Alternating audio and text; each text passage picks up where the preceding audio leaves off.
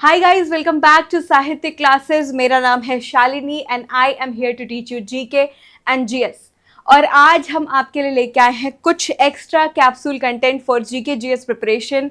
आप सभी जानते हैं कि आपके LT grade GIC GDC exams काफ़ी पास में हैं और अभी कुछ दिन पहले हमें एक वायरल नोटिस देखने को मिली थी जिसमें हमें कुछ डेट्स भी दिखाई दी थी कुछ 5-6 सब्जेक्ट्स के लिए। तो अगर वो डेट्स को याद करें तो डेट्स हमें जो दी गई हैं उस नोटिस में वो कुछ इस तरह से है 6, 7 एंड 21 ऑफ दिसंबर, करेक्ट। ये डेट हमें वहाँ पे देखने को मिली है। अब बहुत सारे सब्जेक्ट्स तो इसमें बताए नहीं गए हैं, कुछ 5-6 सब्जेक्ट के लिए आया है और इंग्लिश एंड अदर सब्जेक्ट्स कुछ और भी सब्जेक्ट्स हैं जिसकी डेट्स हमें अभी तक कंफर्म नहीं है, ठीक है। But we have to understand one thing कि भले ही अभी आपकी डेट नहीं आई है बट देयर आर चांसेस कि आपके एग्जाम्स भी दिसंबर में हो सकते हैं। So now is the time to speed up your studies, कि आप अपनी स्टडीज में दुगना जान डालें, दुगनी एफर्ट डालें और पढ़ाई की शुरुआत करें। बहुत अच्छी तरीके से अपने गोल को अचीव करने के लिए लग जाएं, ठीक है। अपना ढेर सारा ख्याल रखें और पढ़ाई साथ साथ करते चले। ये एक्स्ट्रा कैप्सूल कंटेंट आपको देने का हमारा जो मतलब है वो यही है कि आपके सिलेबस में से कुछ एक आध चीज़ें जो रह जाती हैं या फिर कुछ एक आध चीज़ें ऐसी होती हैं जिसको हम कभी कभी अपने रूटीन लेक्चर में डिस्कस करना भूल जाते हैं या कुछ एक्स्ट्रा सा रह जाता है, उसको हम यहाँ पे कवर कर लें, ठीक है। So it will be a lot beneficial for you, believe me. और ये जो क्वेश्चन है, ये जो आज का कैप्सूल कंटेंट है, हम इसको लेके आए हैं PYQ से।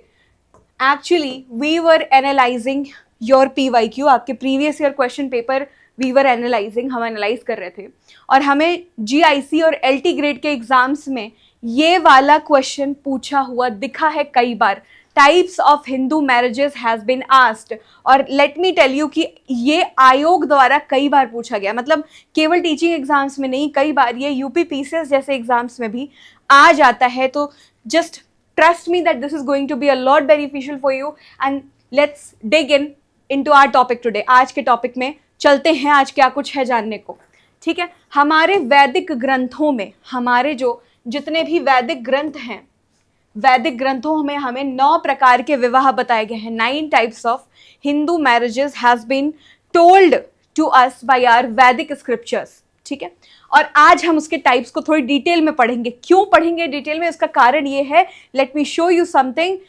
जैसे आपको अगर क्वेश्चन ऐसा पूछ दे कि एक तरफ आपको टाइप दे दे, ठीक है, मैच द फॉलोइंग पूछ दे आपसे कि मैच करिए, ठीक है, मिलान करिए, तो मैच द फॉलोइंग में आप फंस जाएंगे अगर आपको टाइप दे दे और सामने उसके डिस्क्रिप्शन दे दे, मैरिज का डिस्क्रिप्शन, और आपको बोले कि इससे इसको मैच करो, ठीक है, और मैच करके फिर आपको सही ऑप्शन चूज करने होंगे, करेक्ट।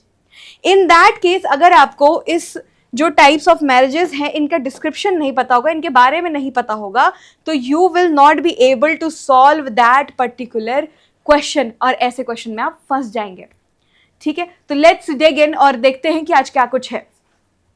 पहला है आपका ब्रह्म विवाह, ठीक है। First type of marriage is ब्रह्म विवाह। ब्रह्म विवाह क्या होता है?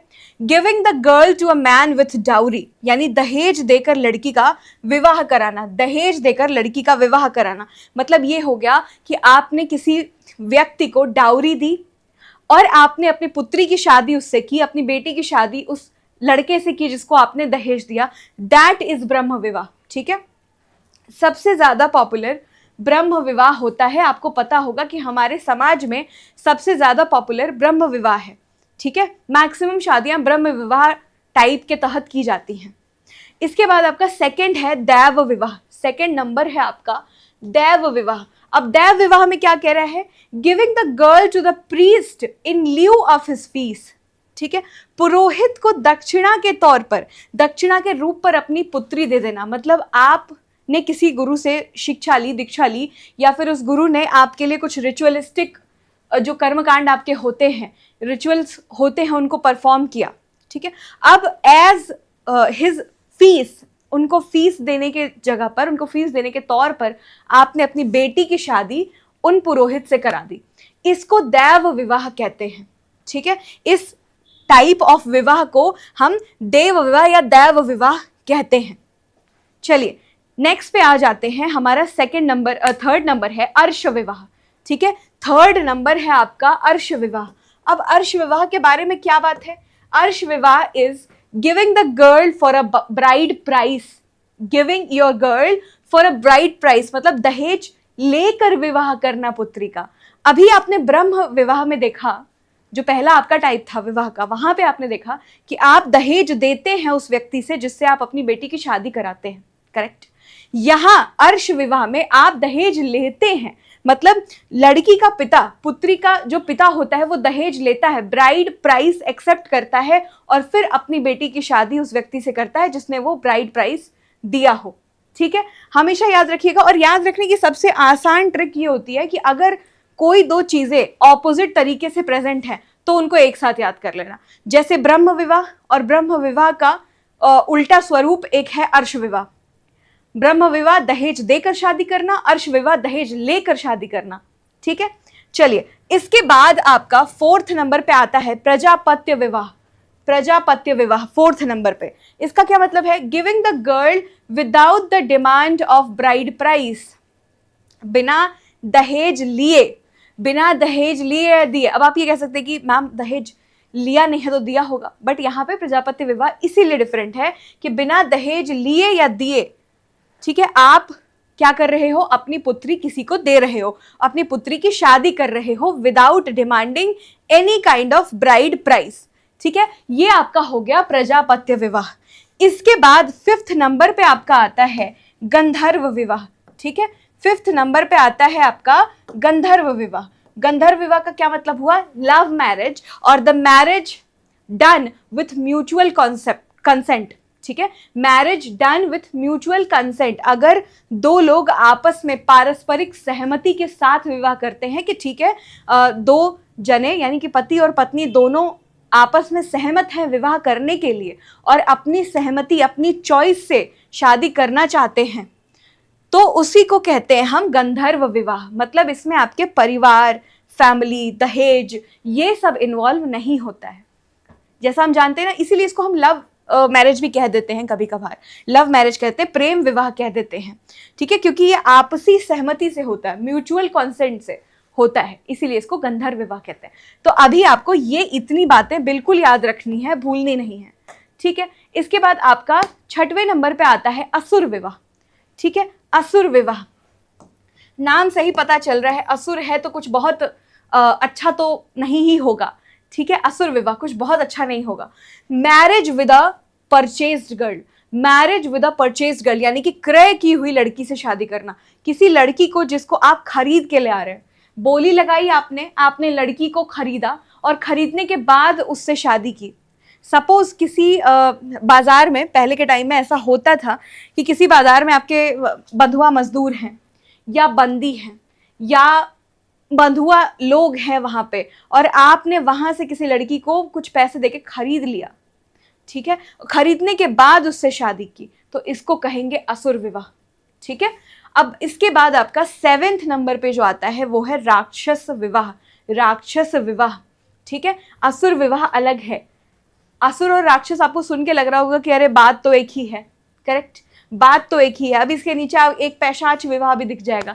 तो आप एक काम कर सकते हैं कि इन 3 विवाह को एक साथ याद करने की कोशिश कर सकते हैं, क्योंकि इन तीनों का नाम ऑलमोस्ट आपको एक ही फील दे रहा है, ऑलमोस्ट आपको एक ही जगह पे सोचने पे मजबूर कर रहा है कि असुर, राक्षस या पैशाच विवाह नाम ही ऐसे हैं कि तीनों चीजें कुछ बहुत अच्छी बातें तो नहीं होंगी। ठीक है, पहली चीज असुर विवाह में आपने देखा कि लड़की को खरीद कर उससे शादी करना। ठीक है, अब आप राक्षस विवाह में देखेंगे किडनैप की हुई लड़की, मतलब when someone kidnaps a girl, kidnap कर लेता है और उसके बाद अपहरण करने के बाद या अपहरण करके शादी करता है तो उसको राक्षस विवाह कहते हैं। या फिर अगर कोई युद्ध हो रहा है और युद्ध में कोई राजा हार गया, ठीक है, तो जो राजा हार गया उसकी बेटी की शादी जीते हुए राजा के साथ हो जाएगी। ठीक है, युद्ध हो रहा है और युद्ध में अगर कोई राजा हार गया तो उसकी जो बेटी की शादी है, हारे हुए राजा की बेटी, उसकी शादी, उसकी पुत्री की शादी हो जाएगी जीतने वाले राजा से या जीतने वाले आपके लीडर से। उसको कहते हैं राक्षस विवाह। राक्षस विवाह कहने का एक और यहाँ पे अर्थ हो सकता है, मतलब हो सकता है, जरूरी तो नहीं है कि जो राजा हार गया और उसकी बेटी की शादी जीतने वाले से हो रही तो मन मुताबिक हो। ये भी तो हो सकता है कि जबरदस्ती शादी हो रही हो, क्योंकि राजा हार गया है तो उसको शादी करनी ही पड़ेगी, वो चाहे चाहे मत चाहे। ठीक है, समझ रहे हो? इसीलिए इसको राक्षस विवाह कह रहे हैं। और आपको दो चीजें बताई, एक तो डिफीटेड किंग और दूसरा किडनैप्ड गर्ल, अपहरण की हुई लड़की के साथ शादी करना। लास्ट आपका जो इस वाले सेक्शन में, इन तीनों में जो लास्ट है वो है पैशाच विवाह। ठीक है, पैशाच विवाह, पैशाच भी शब्द पिशाच से आ रहा है, आपको पता होगा। पैशाच शब्द जो है वो पिशाच से आ रहा है अगेन। तो पैशाच विवाह किसको कहते हैं?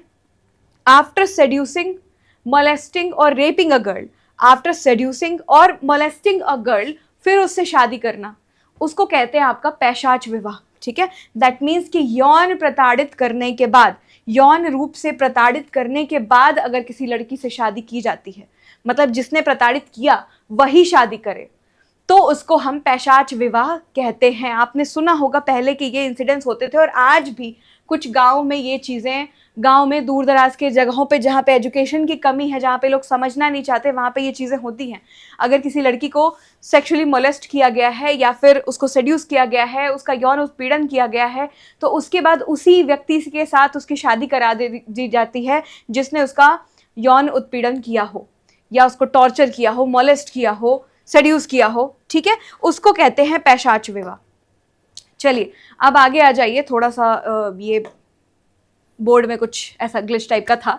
एनीवेज, 9th नंबर पे आपका आता है अनुलोम विवाह। 9th नंबर पे आपका आता है अनुलोम विवाह, अनुलोम। ठीक है, अनुलोम विवाह कहता है कि ऐसा विवाह, the type of marriage in which the bride is from lower caste, the bride is from lower caste, मतलब जो आपकी दुल्हन होगी वो निचली जाति से होगी।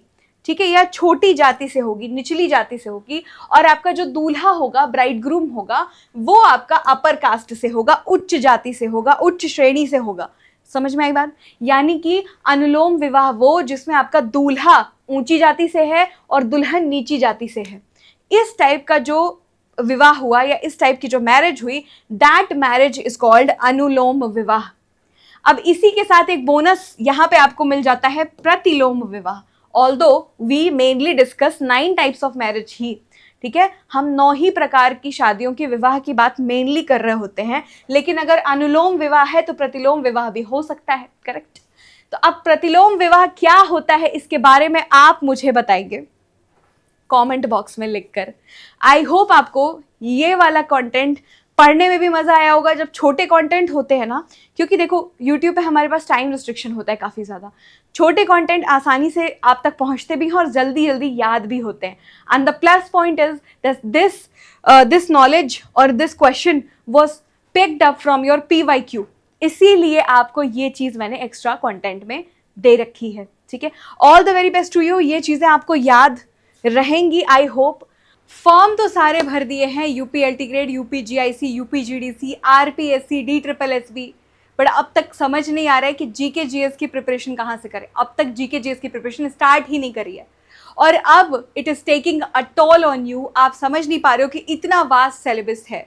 History has to be covered, geography has to be covered, polity has to be covered, economics has to be covered, agriculture has to be covered.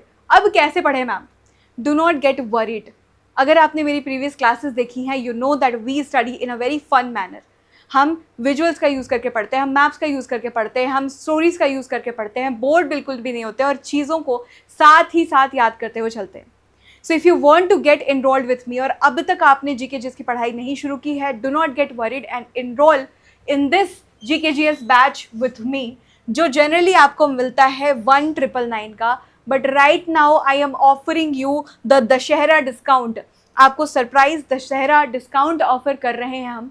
अगर आप 300 फर्स्ट ऐसे स्टूडेंट्स में से हैं who get registered with us 6 अक्टूबर तक, अगर आप 6 अक्टूबर तक हमारे साथ रजिस्टर कर लेते हैं तो आपको यही बैच 699 में मिल जाएगा ओनली। Yes, 699 itself.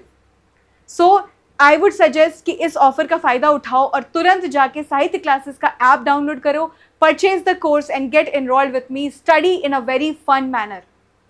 ओके, अगर आपको कोर्स के बारे में और भी डिटेल चाहिए तो नीचे दिए गए नंबरों पे कांटेक्ट करो, वहाँ से आपको कोर्स की सारी डिटेल मिल जाएगी। I'll see you in the next class with a lot of great content, extra content, capsule content. Till then, enjoy, take care a lot, and you have an exam to give. So yeah,